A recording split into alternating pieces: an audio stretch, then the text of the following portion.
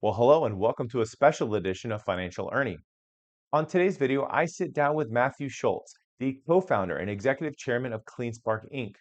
We discuss the background of the company. We then jump into how they're continuing to scale that hash rate, how they manage margins and not just looking at electrical costs, and also what are some alternate revenue streams that they do have on the horizon. How are they already utilizing that digital asset management group? And then finally, we'll talk about that hot topic involving the HPC AI side of the business versus the pure play Bitcoin mining side. So without further ado, let's get right into it.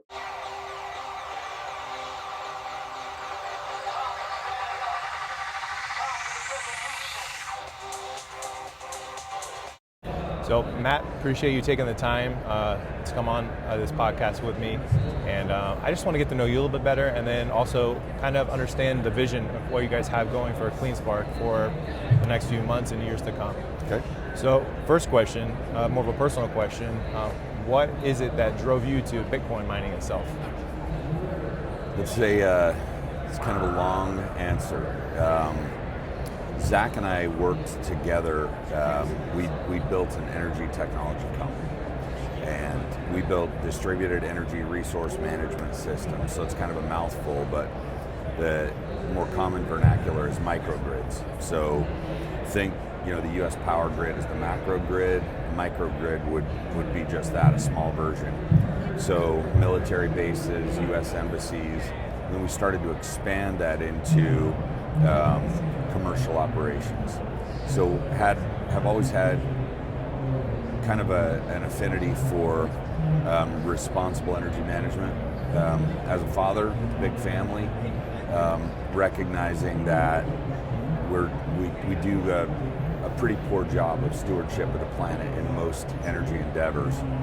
So our microgrid technology was basically the brain was a controller that would work with a system and make decisions when to use renewable power, like solar on site or wind on site or geothermal on site, and then when to buy from the grid, so when power's cheap. And then it also made decisions about when to sell power back to the grid. And so it could serve a number of energy problems among different vectors. So if you're trying to save money, it could do that. If you're trying to create resiliency, meaning the lights are on all the time, like at a military base, it could do that. If you're trying to avoid greenhouse gas consumption, it can make those decisions for you. So it really kind of stoked our enthusiasm for finding ways to incentivize new renewable energy generation. And during COVID, we had an opportunity to potentially provide a microgrid solution to a data center. And through that process, as we were doing our due diligence, one of the questions that Zach brought to me was, we talk a lot about our energy expertise. We talk about, the patents that we have and, the fact that we built literally communications platforms for demand response. What if we actually put our money where our mouth is? And what if we used the world's most scarce asset to prove that it's the perfect catalyst to stabilize the grid, to find and identify efficiencies, to incentivize renewable energy generation, and even to create power and energy opportunities in areas around the globe that have energy scarcity. So that was really our first segue into it. I wasn't orange-pilled at the time, but as I learned more about Bitcoin and what it represents for humanity, not just for investors, it became really an obvious solution for me in that we can stabilize and balance the grid, incentivize new clean power, and also provide this unique monetary instrument to the world. And so from that point on, it was kind of all bets are off, and we decided that we're going to take what we know about power and we're going to differentiate ourselves in the space and use that background in identifying efficiencies and peak shaving and load balancing and all of those energy strategies to be the best miner in the world. When it comes to expansion, what are some of the key things that your company is looking for in terms of location and power density and things of that nature? So when we entered this space, there was a kind of a virtual arms race. Everybody was growing to grow, buying ASICs at $90 a terahash and overpaying for power, and hosting contracts. There's a buzzword in the space, asset light. Find a place to plug in a miner and just buy the miners and plug it in. What really became obvious is that that model works for a small scale for a hobbyist miner, but when you're talking an industrial miner where you become literally the largest customer of a utility, you can't have that kind of cavalier approach, because you have a responsibility to provide load balancing services to the grid. And there have been instances where our power has been called away to support critical infrastructure post-disaster. And so to be a responsible utility consumer, to find areas that have pockets of power that are underutilized. So, I think maybe you were here when I was on a panel a couple of days ago. We talk about, the movie Cars. It's a kid's story, but it tells the story about Radiator Springs, this cool little town that was booming and bustling and had all the good stuff going on. And then the new freeway, the interstate, came by and the town was forgotten. That really has happened in rural America, but it's not the freeway coming by per se. It's the fact that we used to have mining activity and manufacturing and industry and timber mills, and a lot of that's now gone away. So you have these communities that 3, 4, 5 decades ago, when the grid was laid out, were provided power. They bonded the generation and distribution, built substations to serve these loads that went away. So you've got little pockets of power that are too far away from major metropolitan areas to make sense for a high performance compute solution, but are really ideal for Bitcoin mining because we have that interruptible load. So when we look at it, it's not a question of density or where can I score 700 megawatts on a demand response. We look at power as a partnership. When I enter into a contract with a small community, we don't say, hey, you have to give me power at a fixed price or else, because the problem then becomes, if the costs of the generation go up, then the utility is bound to serve a contract that it's losing money on, and it's not a win for those citizens in those communities, because then it becomes a financial burden. We don't use hedged instruments because we believe that we can identify the efficiencies better rather than taking a financial risk. So we look for opportunities where we can partner with the community. They have surplus power. We buy that power at their cost. We allow them a small margin. So whether generation prices are low or high, the city's always making a reasonable margin. We build the infrastructure. Those margins stay in those communities. There's taxes generated on those margins that further benefit the communities we live in. But the coolest story about all of it is, we go in a little town like Washington, Georgia. 4,000 or 5,000 people live there. The town was incorporated in Washington, Wilkes County in 1780. It's called Washington because it was named after the president of the country at that time. The city hall has a memorial plaque that's the same building that the documents were signed that abolished the Confederacy after the Civil War. There's all this history in this beautiful little town, and industry's kind of left. So we go in there. We take that town from 7 megawatts to 86 megawatts. We build all new infrastructure. We hire local. When we build those massive facilities, we use local trades, local contractors, local security. We really kind of stimulate and invigorate the community. And then we hire people locally, and kids that their family's been there for generations, but there's no opportunity, so they're forced to move away. Well, now we create an opportunity that you can have a really good job, a high-paying job in a high-tech world, and in that little town in the middle of nowhere, Georgia, There are kids that are making six figures, that are learning how to repair semiconductors, that are processing transactions that may originate on the opposite side of the continent.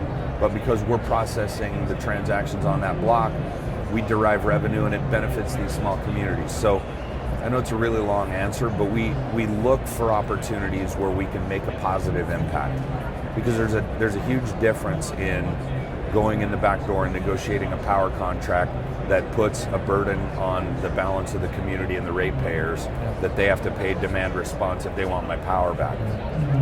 We have a much more front door approach that we're looking to create opportunities that are a win, not only for CleanSpark and its shareholders, but also for the communities that we live in.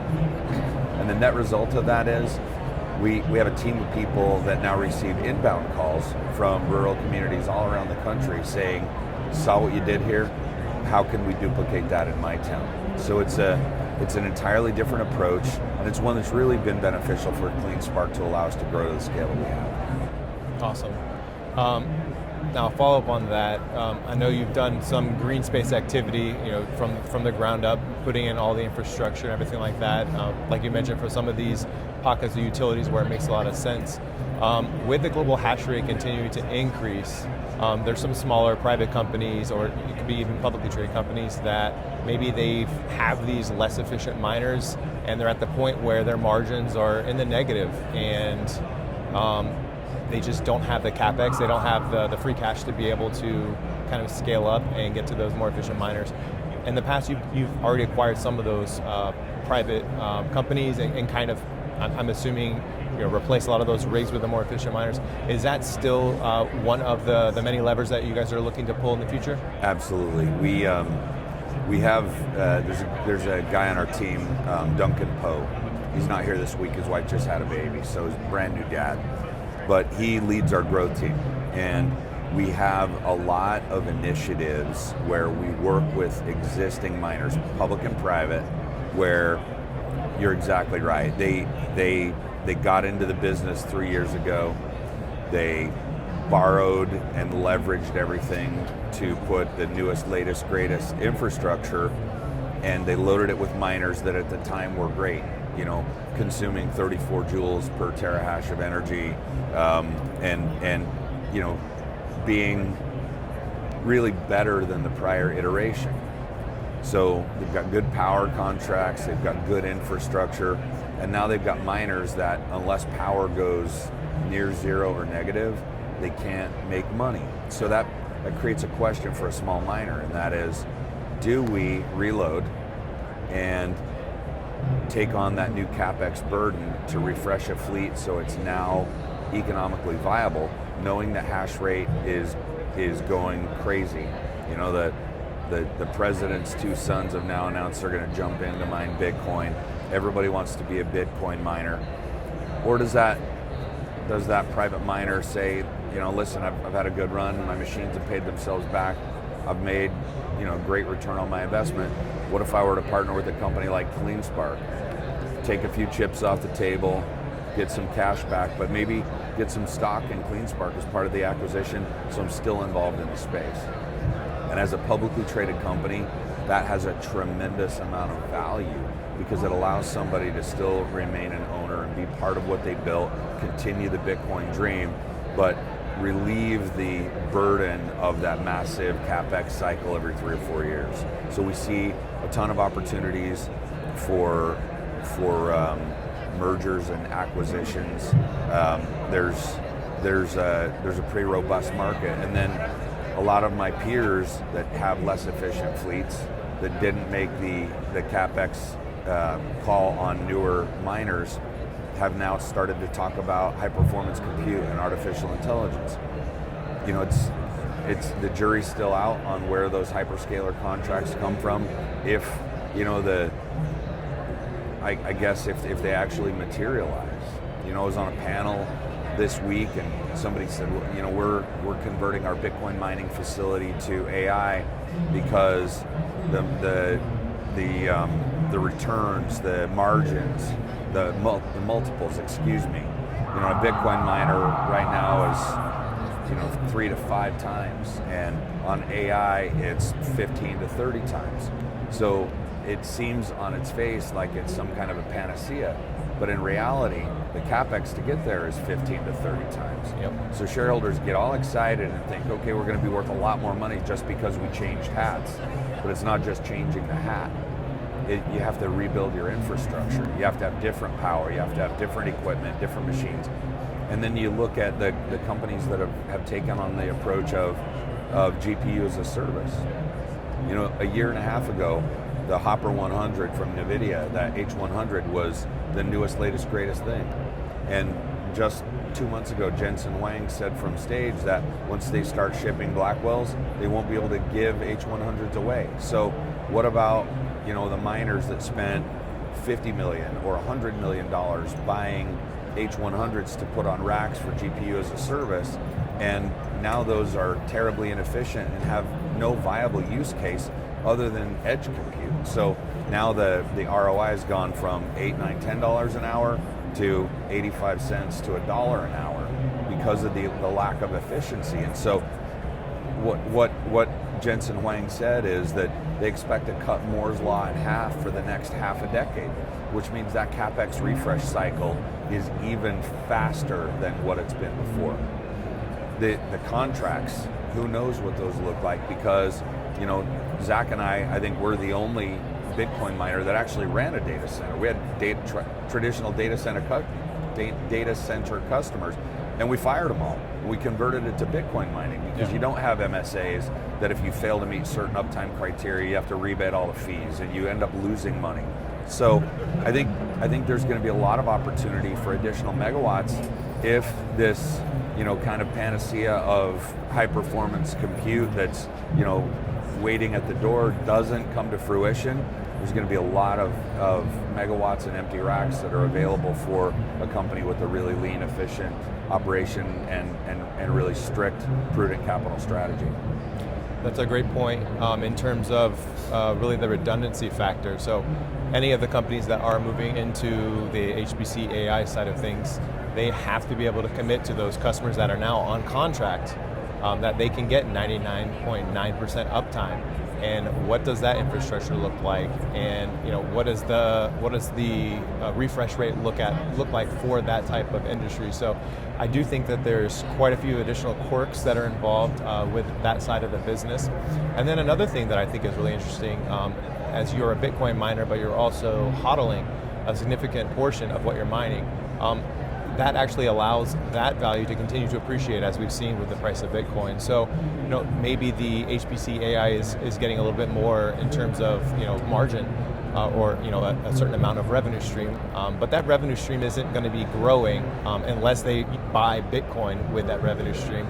So I do like the pure play Bitcoin aspect. I feel like it does allow CleanSpark to control more of the cards themselves and really be intentional with the strategy behind it. So I appreciate that feedback. We, being at this conference, it's the world's largest Bitcoin conference, and so Zach and Gary and Harry and myself, Scott, we frequently get called to sit in on opportunities for capital. Hey, we can do you another $500 million 0% bond if you want right now. And right now, what's in vogue is the idea of a Bitcoin treasury company. The question is, for a fundamental investor, why is Bitcoin on someone else's balance sheet worth a multiple greater than it's worth if I just buy the Bitcoin myself? And so most of the companies that, if you're a miner and you're also a Bitcoin treasury company, many of my peers that have done that have chosen to do so because of the fact that they can buy at spot cheaper than they can mine because they don't have efficient operations. So we believe we're a bit of a unicorn in the space in that we have the highest uptime in the space. We have in the top 2 most efficient fleets. We have the top 3 biggest HODL stack. We have one of the lowest costs to mine. We have some of the best access to power.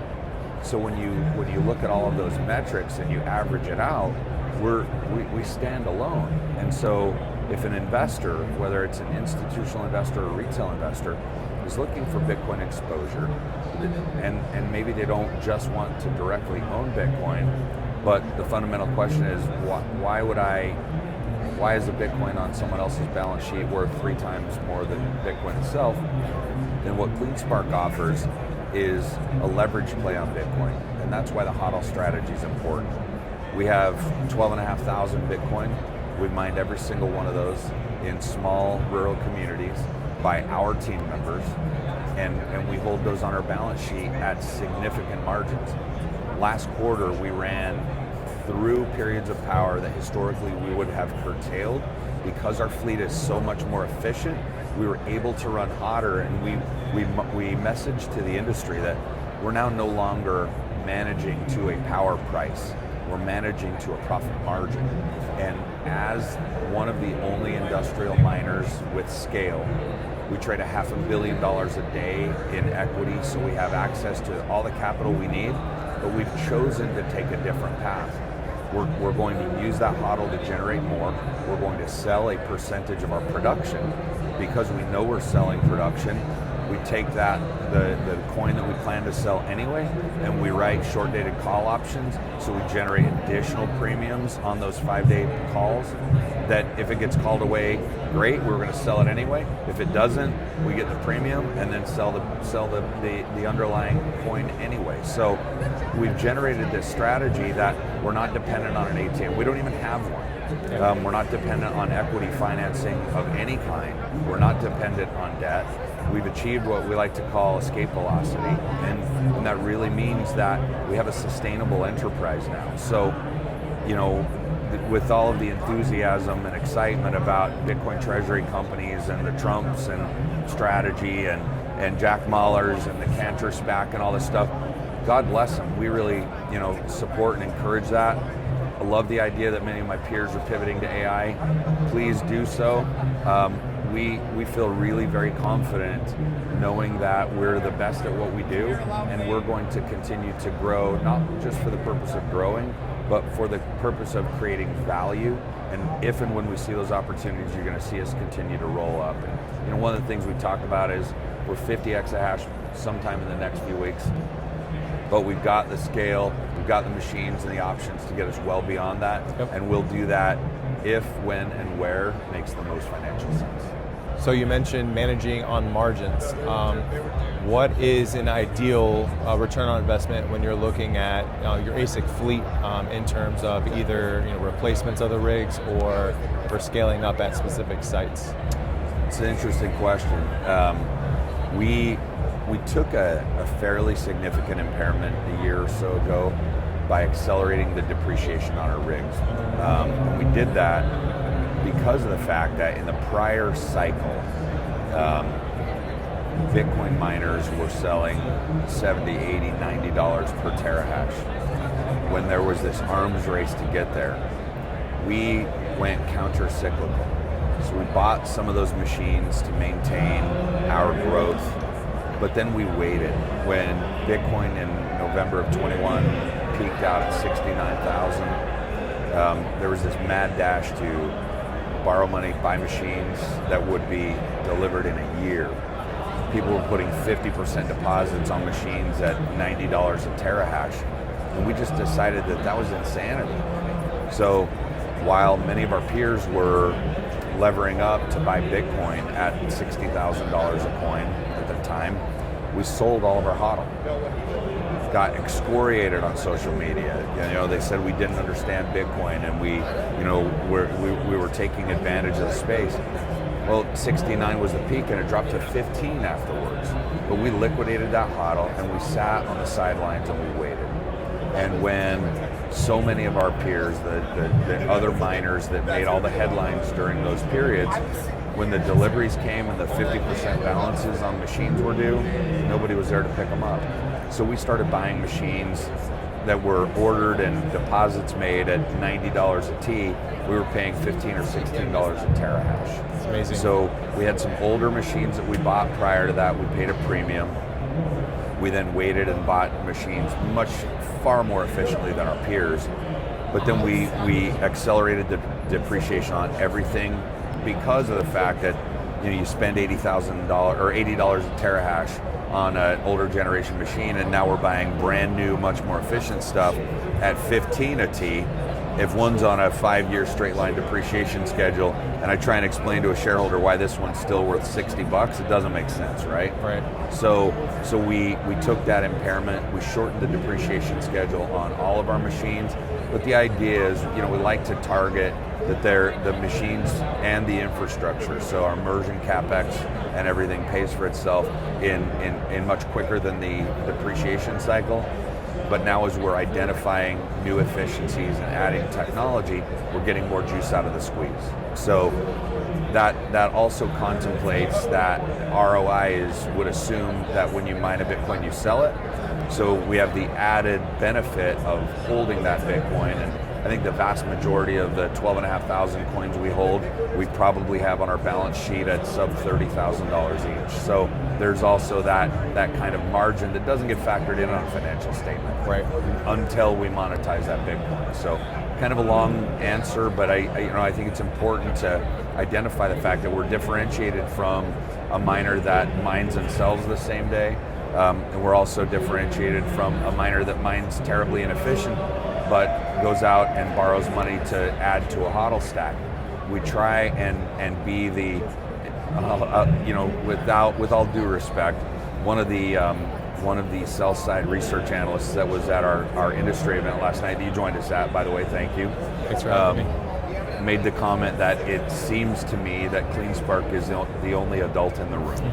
And so to hear that feedback from research analysts that actually study the space as a career was affirming that we're making the right choices. And the market is slow to react. There's the enthusiasm about the treasury companies. There's enthusiasm about AI, but I think consistency and transparency, capital stewardship, and operational excellence will win the day.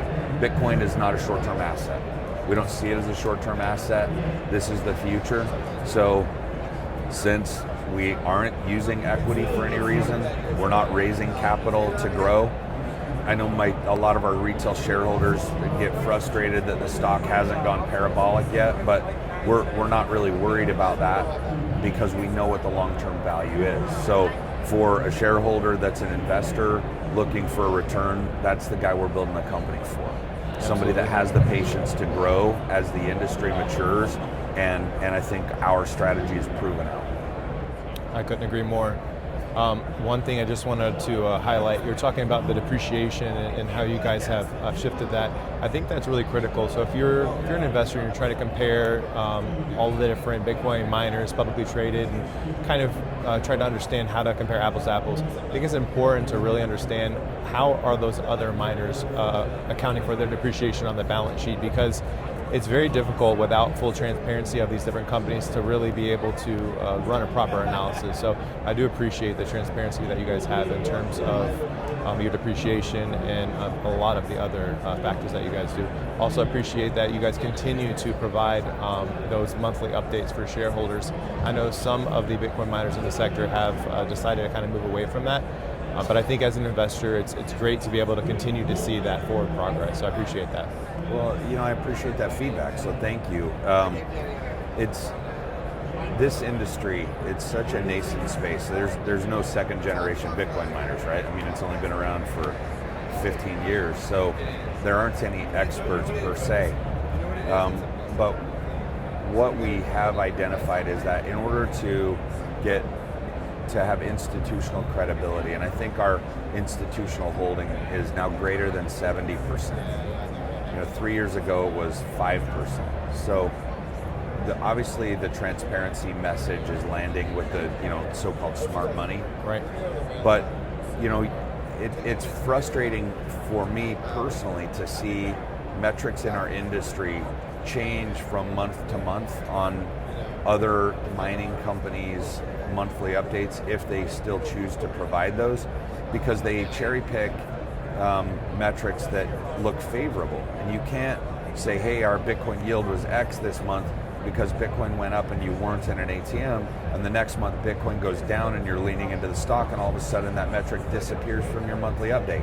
What that really does is it insults the intelligence of the retail investors, because the institutions see through that kind of stuff, but it negatively impacts companies that truly endeavor to be transparent. And so I think by continuing to find and identify opportunities to be more thorough in disclosure and whatever those metrics might be, we're going to continue to lead out on that, because at the end of the day, Ernie, I mean, this is my company, but it's your company, and it's the company of all the people that have invested in our stock, and we don't take it lightly. The people trust us with a percentage of their net worth or their income to buy into the dream that we're building. So for me to withhold or manipulate the information that they use to make those decisions is unconscionable. And so we're really, it's a tough business. There are a lot of people that are going to comment when you post this. They're going to call it a bad business or a scam and crooks and all the hate that we get on social media. But it's par for the course. We're not going to chase shiny keys. I'm not going to chase headlines. I'm not going to make an announcement that maybe someday 3 years from now I might have a contract with a hyperscaler that I'm not going to name. We're not going to play those games with our shareholders. We're going to give predictable expectations. We give consideration to the guidance that we give, and our focus is being able to deliver guidance to the market that not that we can lower because we missed, but that we can hit and raise and hit again. And so I appreciate you acknowledging the transparency matters to your viewers. I know it matters to the people that call in and ask the questions, and just know message heard, and we're doing our very best to continue to be just as transparent as humanly possible. Thanks, Matt. One other thing, some people ask, why invest in a Bitcoin miner? Why not just invest in an ETF that is a proxy to Bitcoin? Some of my personal opinion on that, and I'd love to hear from you, is with the miners, you get that exposure to Bitcoin at a discount because of the margin that they're mined at. But then on top of that, if you're involved with a Bitcoin miner that has a treasury, there's opportunities on the derivative side of the business as well to really see some of those margins continue to increase after the Bitcoin's been mined. And if you do get into an ETF or some of these other types of funds, there's maintenance fees, there's other items that are going to really erode away on some of the investment. So that's personally one of the reasons why I do invest in the Bitcoin mining industry. So. Yeah, I think you really did a great job summarizing the value proposition. I mentioned we have 12,500 Bitcoin. My Bitcoin are our Bitcoin are on our balance sheet at probably a third of what companies that are jumping into the space to be a treasury company are buying them at spot. So it's a leverage play, and then we have, I think this space is only institutional grade treasury management team, digital asset management, and we have went through a really very robust process. We interviewed 30 plus institutions as potential counterparties for us. When we identified the ones that didn't present significant counterparty risk for our shareholders, we submitted a process for an RFP. Of the 29 people that received an RFP, we selected 9 to be our partners. So whether that's trading or custody or derivatives, we chose to partner with the best of the best of the best. And when you have $1.25 billion in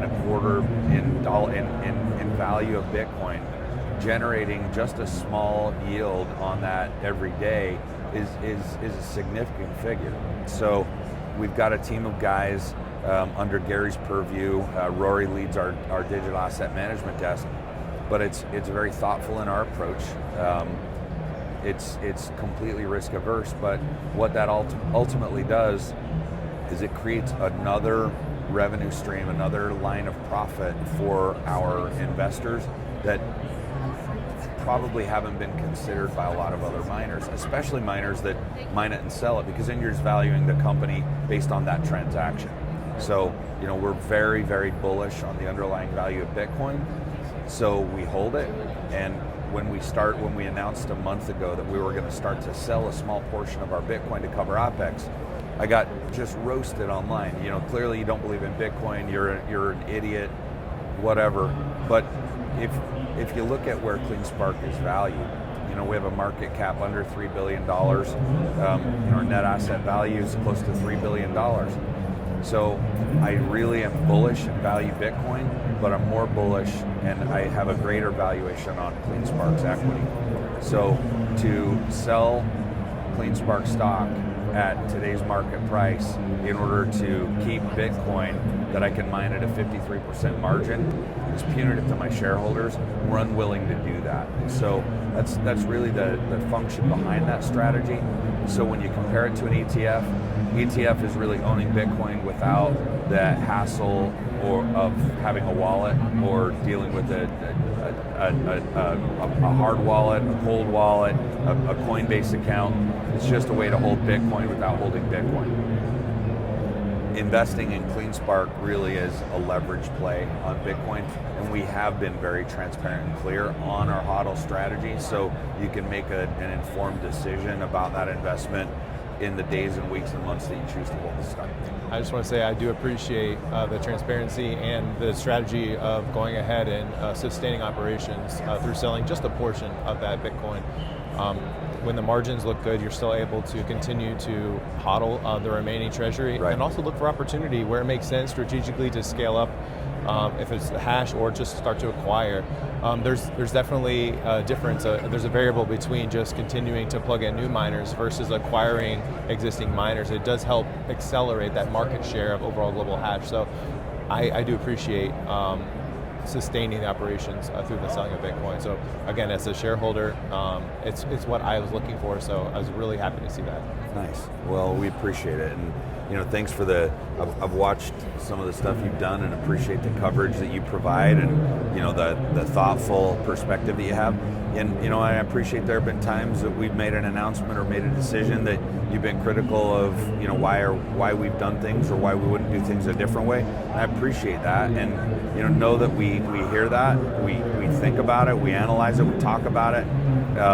We have a tremendous leadership team, and we frequently get behind closed doors and beat up on each other, and we argue, and we don't make a decision just for the sake of making a decision.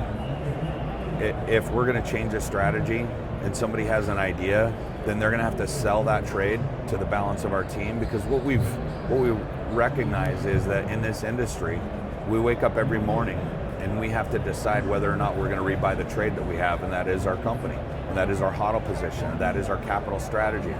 And so by having surrounded ourselves with people that are far smarter than we are, it gives us a perspective, and we have heated debates.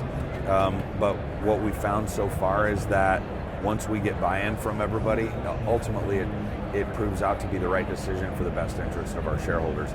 Stock price aside, I think we'll get there, but if you look at the fundamental value generation that value creation that we're having, I think that the truth will prove out over the long term.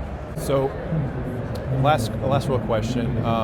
In terms of diversification, I think that there would be, this is just my opinion, I think that over the course of so many years, whether it be 5, 10, 15 years, there may be opportunity, it may make more sense to start looking at ways to diversify. You're already doing that by starting up the digital asset management segment of your company. Do you see any other opportunities besides the Bitcoin mining, and maybe it could be 5, 10, 15 years from now? What other opportunities with the type of infrastructure that you have at your different locations do you see? So I would say with the infrastructure we have, it's fairly purpose-built for what we currently do. However, I think it's likely that many of our peers, as they continue to talk about a diversification of their strategy or a pivot away from Bitcoin mining, it's going to change that dynamic. And one of the things that we don't talk about often, because currently it's not a significant portion of the block reward, but it's the transaction fees. And Steak and Shake this week announced that they're taking Bitcoin for payment, right? And they said it's cut processing fees and times in half using Bitcoin versus credit cards. There's this fear that we're 1,000 days from the next halving, and then we got 4 years to go to the one after that, and the block rewards keep getting cut down.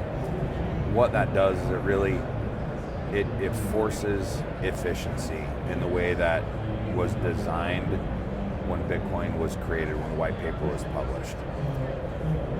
And so we really see continuing to support the growth of Bitcoin as the strongest value add for our shareholders.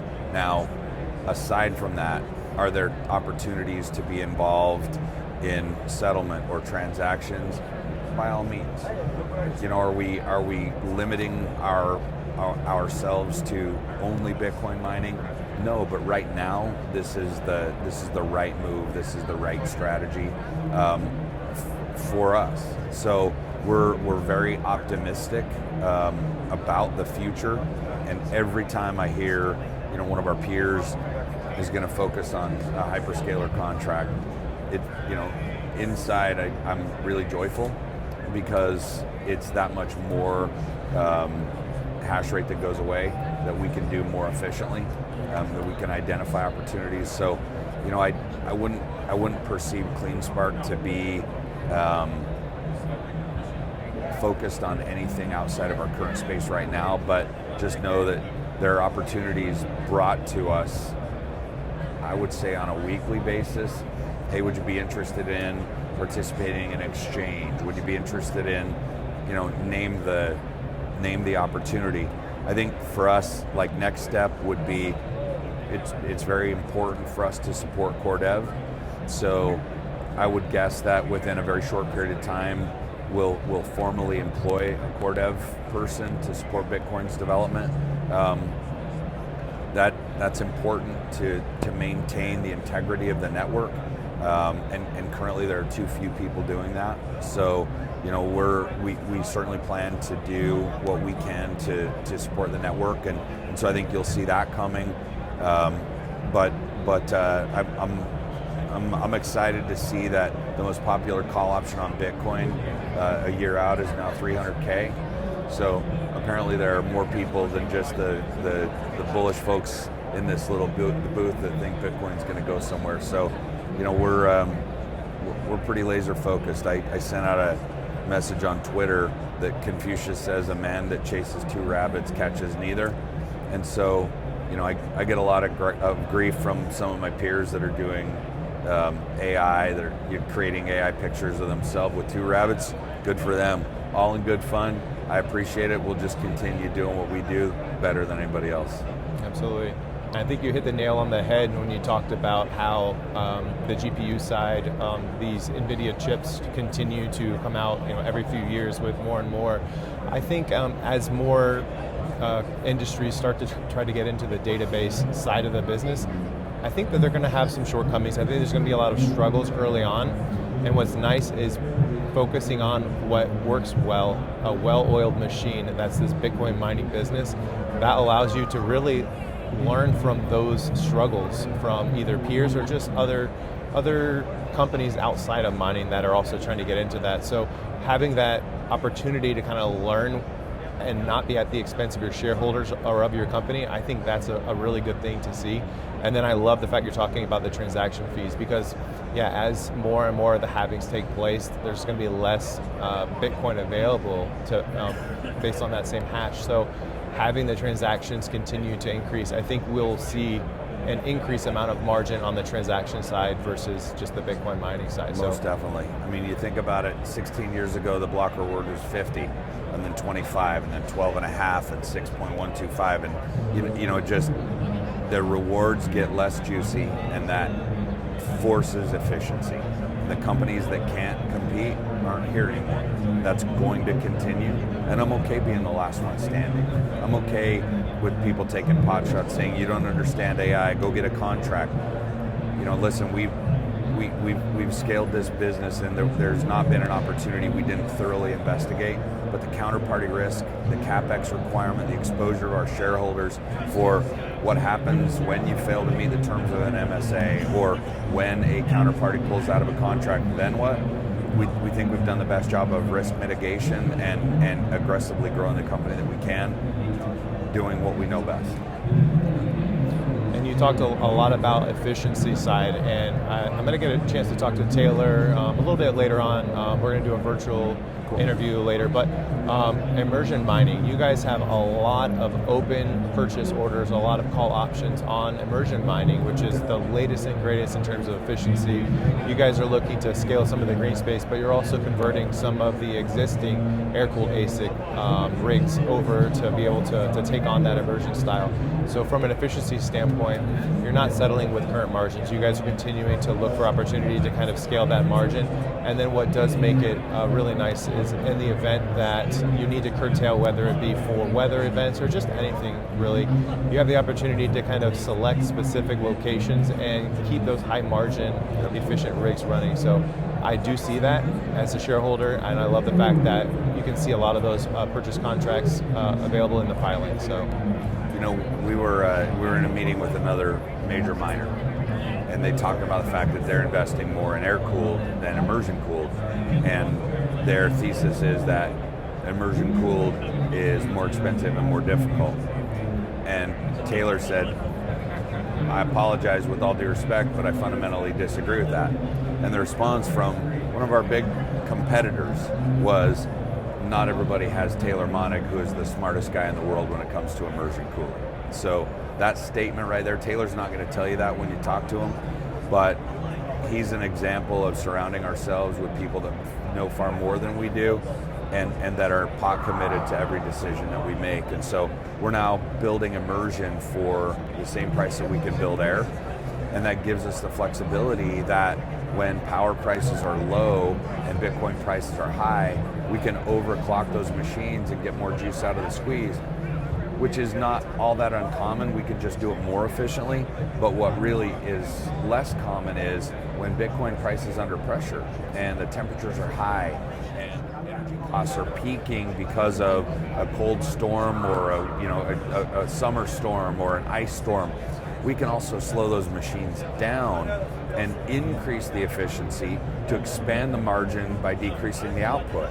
And so every single thing that we do is thoughtful about that margin. And when you're meeting with Taylor, I don't know if you're going to visit the office here, but in our network operations center in Vegas, we can reset, reboot, reprogram, update any one of the 300,000 miners on our fleet at 32 data centers from right in that NOC that we have here. So really everything is about efficiency. I mean, it comes from the first question you asked me about energy, and that is, as a microgrid company, we identified areas to shave peaks and balance loads and squeeze efficiency out of energy systems for mission critical infrastructure.